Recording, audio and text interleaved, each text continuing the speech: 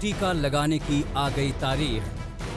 10 दिन के भीतर में ये रोल आउट होने की पूरी तैयारी है। मकर संक्रांति से शुभारंभ। मकर संक्रांति के आसपास हम लोग वैक्सीन लेकर के प्रदेश की जनता के लिए वैक्सीन लेकर के भी हम प्रदेश के अंदर और देश के अंदर सरकार ने दूर किए सारे भ्रम। Participants age 18 to 55 and age 12 to 65 showed very low adverse events. फिर भी नहीं थमा वैक्सीन पर विवाद। पहले धर्म के नाम पर बवाल। हम ये कहते हैं कि ICMR इस बात पे वजाहत करे कि क्या उसके अंदर सूअर की चर्बी है या नहीं है। फिर दो कंपनियों में जुबानी जंग। अब मंजूरी पर उठ रहे सियासी सवाल। कोई व्यक्ति वैक्सीन नहीं लगवाएगा अगर उसकी विश्वसनीयता के ऊपर प्रश्न चिन्ह। दो वैक्सीन किस पर करें यकीन। जिंदगी की दो बूंद पर विवाद का डोज भारी। नमस्कार, आप देख रहे हैं आज तक। मैं हूं आपके साथ चित्रा त्रिपाठी। विशेष में आप सभी का स्वागत है। देश में एक तरफ वैक्सीन क्रांति हुई है, पूरी दुनिया भारत के वैज्ञानिकों की जमकर तारीफ कर रही है, लेकिन वैज्ञानिकों की लगन और मेहनत पर सियासी अशांति पानी फेरने में जुटी हुई है। देसी वैक्सीन को मंजूरी को लेकर यह अशांति और ज्यादा बढ़ गई है। वहीं वैक्सीन की मंजूरी को लेकर दो कंपनियों के बीच जुबानी जंग ने आग में घी का काम किया है। देखिए। प्रधानमंत्री नरेंद्र मोदी का ये बयान 3 जनवरी को आया। ये वो दिन था जब drug controller general of India ने कोरोना से जंग के बीच सीरम इंस्टीट्यूट और भारत बायोटेक की वैक्सीन के आपातकालीन इस्तेमाल को मंजूरी दे दी थी। प्रधानमंत्री नरेंद्र मोदी ने इसे एक उत्साही लड़ाई का निर्णायक मोड़ बताया था। वहीं कहा था कि हर भारतीय को गर्व होना चाहिए कि ये दोनों ही वैक्सीन भारत में बनी हैं। नया साल अपने साथ एक और बड़ी उपलब्धि लेकर आया है। भारत के वैज्ञानिकों ने एक नहीं दो made in India Covid vaccine विकसित करने में सफलता पाई है। भारत में दुनिया का सबसे बड़ा कोविड वैक्सीन प्रोग्राम भी शुरू होने जा रहा है। इसके लिए देश को अपने वैज्ञानिकों के योगदान पर बहुत गर्व है। पहली वैक्सीन है सीरम इंस्टीट्यूट की कोविशील्ड, जिसे पुणे में बनाया जा रहा है। इसके लिए सीरम इंस्टीट्यूट ने ब्रिटेन की ऑक्सफोर्ड एस्ट्राजेनेका के साथ समझौता किया है। दूसरी वैक्सीन है कोवैक्सीन, जिसे हैदराबाद में भारत बायोटेक ICMR के साथ मिलकर बना रही है। कोवैक्सीन पूरी तरह से स्वदेशी वैक्सीन है, जिसका ट्रायल भी भारत में हुआ है। कोरोना से जंग में नए साल पर देश में एक साथ दो वैक्सीन को मंजूरी मिलने से बड़ी खुशखबरी नहीं हो सकती थी, लेकिन इस खुशखबरी के बाद वैक्सीन बनाने वाली दोनों कंपनियों के बीच जुबानी जंग छिड़ गई। सीरम इंस्टीट्यूट के CEO अदार पूनावाला ने कोवैक्सीन को मंजूरी दिए जाने पर हैरानी जताई और कह दिया कि बायोटेक की वैक्सीन तो पानी जैसी सुरक्षित है। ये उनका तंज था कि भारत बायोटेक की वैक्सीन लगवाने पर न फायदा होगा न नुकसान। इससे भारत बायोटेक के MD भड़क गए।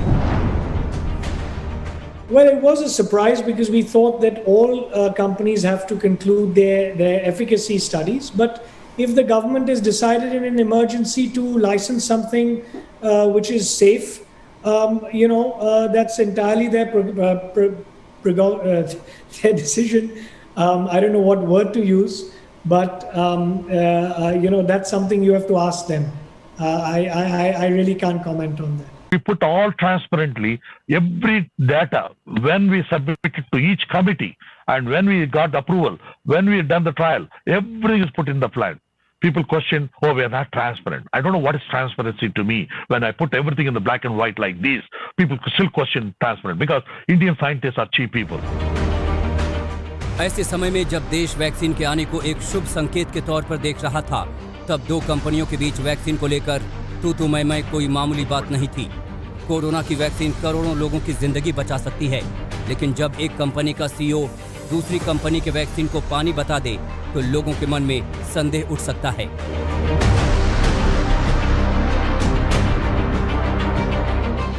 इस संदेह को नई दिल्ली स्थित एम्स के निदेशक डॉक्टर रणदीप गुलेरिया ने भी बढ़ा दिया। डॉक्टर गुलेरिया ने कहा कि भारत बायोटेक की वैक्सीन कोवैक्सीन को बैकअप के तौर पर दिया जाएगा, जबकि प्राथमिकता सीरम इंस्टीट्यूट के वैक्सीन को दी जाएगी। इस बयान से भी डॉक्टर एला आग बबूला हो गए। Keeping in mind the circulating variant strain, and at the same time they have to continue to do the trial and get the data in.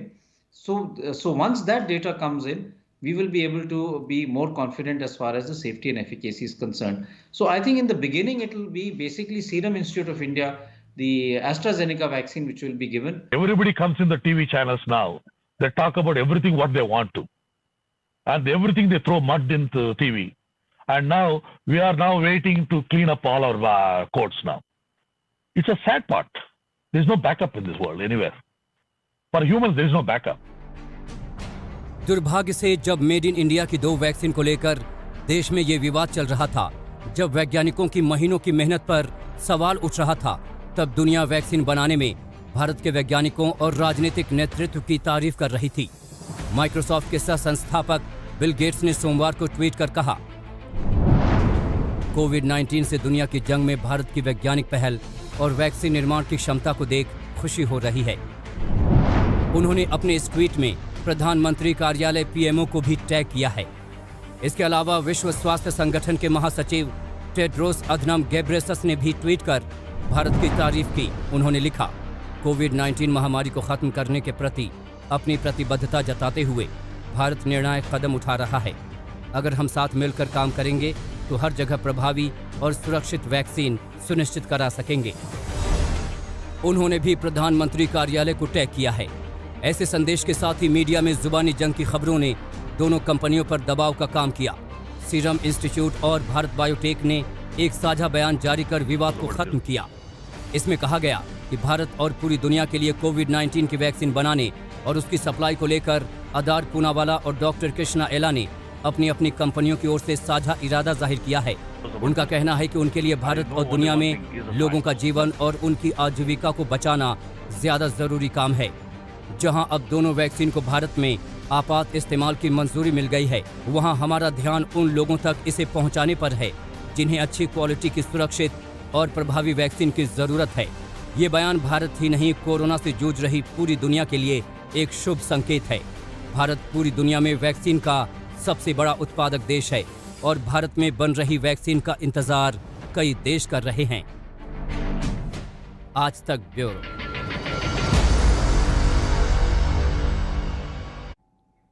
Vaccine बनाने वाली कंपनियों के बीच तो सुलह हो गई, लेकिन कांग्रेस पार्टी देसी वैक्सीन पर लगातार सवाल उठा रही है। कांग्रेस नेता मनीष तिवारी ने कहा है कि जिस वैक्सीन के तीसरे फेज का ट्रायल भी पूरा नहीं हुआ हो, उसे मंजूरी कैसे दे दी गई। इसका जवाब आज आईसीएमआर ने दिया है, लेकिन बीजेपी सियासी पलटवार करने से नहीं चूकी।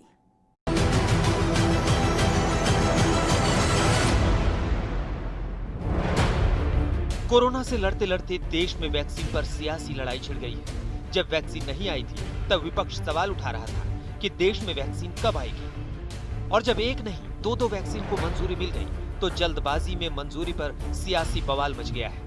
कांग्रेस नेता मनीष तिवारी ने आरोप लगाया कि कोरोना महामारी के बहाने मोदी सरकार सत्ता पर अपनी पकड़ मजबूत करने में जुटी है। वैक्सीन पर विवाद इसी की नई मिसाल है।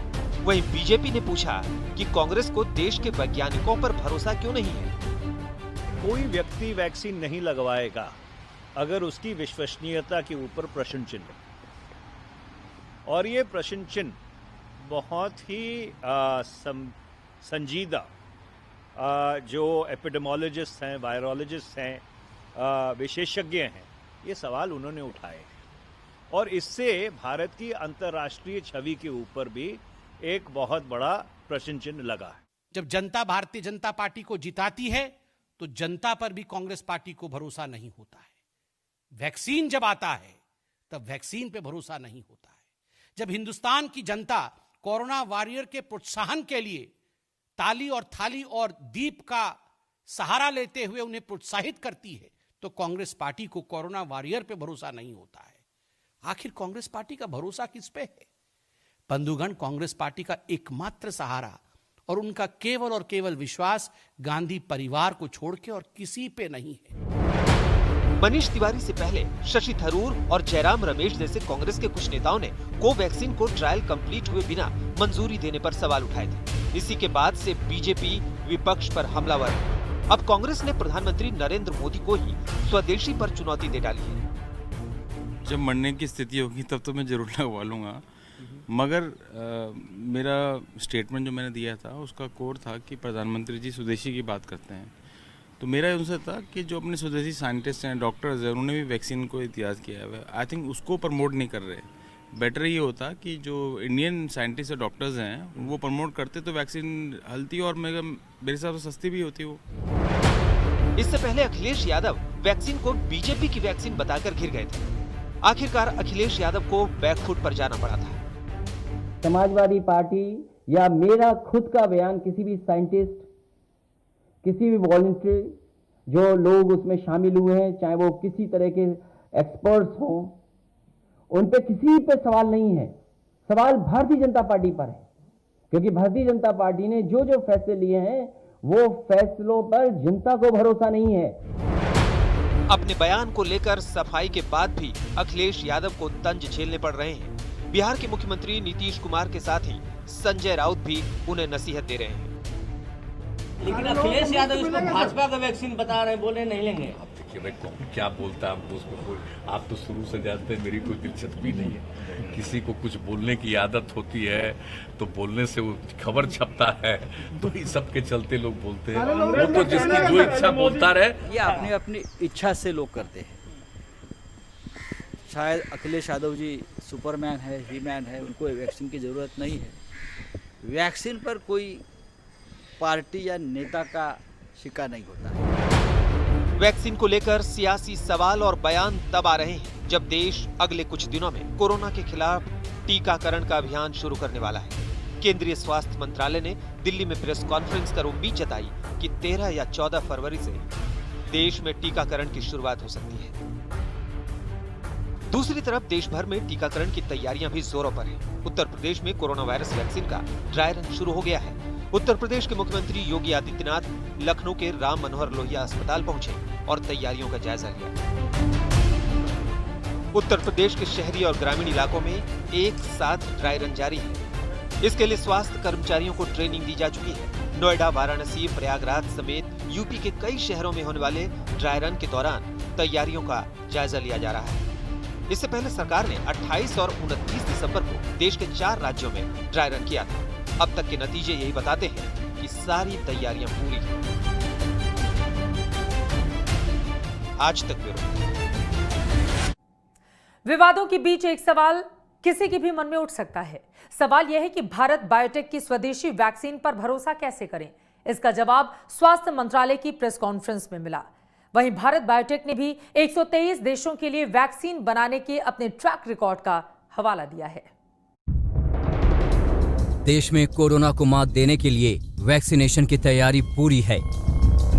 2 वैक्सीन को मंजूरी मिल चुकी है, मगर भारत बायोटेक की कोवैक्सीन को इमरजेंसी इस्तेमाल का लाइसेंस दिए जाने पर सवाल उठ रहे हैं। सवाल ये उठ रहा है कि भारत बायोटेक को लाइसेंस कैसे मिल गया, जबकि उसने अभी सिर्फ दूसरे फेज का ट्रायल पूरा किया है। उसके तीसरे फेज का ट्रायल अभी बाकी है। इसका जवाब आईसीएमआर के प्रमुख बलराम भार्गव ने दिया। भारत बायोटेक की कोवैक्सीन को लेकर सवाल सुरक्षा का है। ये कितनी सेफ होगी? तो पहली बात यह कि वैक्सीन का सेफ्टी डेटा उपलब्ध है, इसके साइड इफेक्ट्स कम से कम हैं। दूसरी बात यह कि पहले और दूसरे चरण के डेटा से यह साफ है कि वैक्सीन कारगर है। तीसरी बात यह कि वैक्सीन नए कोरोना पर भी ज्यादा कारगर साबित हो सकती है।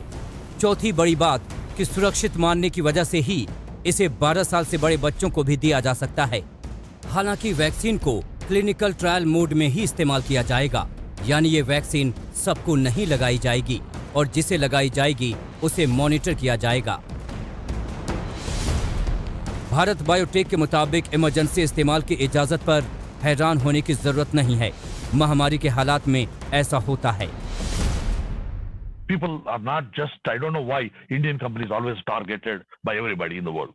2009 they started outbreak, and 2014 the license came in. So that means emergency license is allowed globally. It is a practice. Even US government says if you have good immunogenicity data, can be done in emergency authorization. Bharat biotech की तरफ से सफाई भी आई है और बड़े दावे भी किए गए हैं। उसके मुताबिक ट्रायल के डेटा में पारदर्शिता न होने की बात गलत है। वैक्सीन पर 70 से ज्यादा आर्टिकल इंटरनेशनल जर्नल्स में छप चुके हैं। दूसरी बात यह कि भारत बायोटेक ने सिर्फ भारत में ही अपनी वैक्सीन का ट्रायल नहीं किया है। ब्रिटेन सहित 12 देशों में उसकी वैक्सीन के ट्रायल हुए हैं। तीसरी बात यह कि भारत बायोटेक ने पहली बार वैक्सीन नहीं बनाई है। 123 देशों के लिए वो अलग अलग तरह की वैक्सीन बना चुकी है। चौथी बात यह कि कोवैक्सीन के बारे में 200% सुरक्षित होने का कंपनी ने दावा किया है। कोवैक्सीन के पहले और दूसरे चरण में 800 लोगों पर ट्रायल हुआ था। वहीं तीसरे चरण में 22,500 लोगों पर परीक्षण करने का दावा किया गया। ये ट्रायल अभी जारी है और इसके पूरा होने के बाद तस्वीर और साफ होगी। आज तक ब्यूरो। तो एक तरफ सियासत जारी है, वहीं दूसरी तरफ पूरा देश अपने वैज्ञानिकों पर कर रहा है भरोसा। इन सब के बीच अपने अपने सवाल और अपने अपने जवाब। इसी पर आप देख रहे थे विशेष। अभी के लिए बस इतना ही। देश और दुनिया की बाकी खबरों के लिए आप देखते रहिए आज तक। नमस्कार, मैं हूं अंजना ओम कश्यप। हमें उम्मीद है ये वीडियो आपको पसंद आया होगा। लेटेस्ट खबरों के लिए यूं ही देखते रहिए आज तक, और इस वीडियो के पसंद आने पर लाइक, शेयर एंड सब्सक्राइब करना ना भूलें।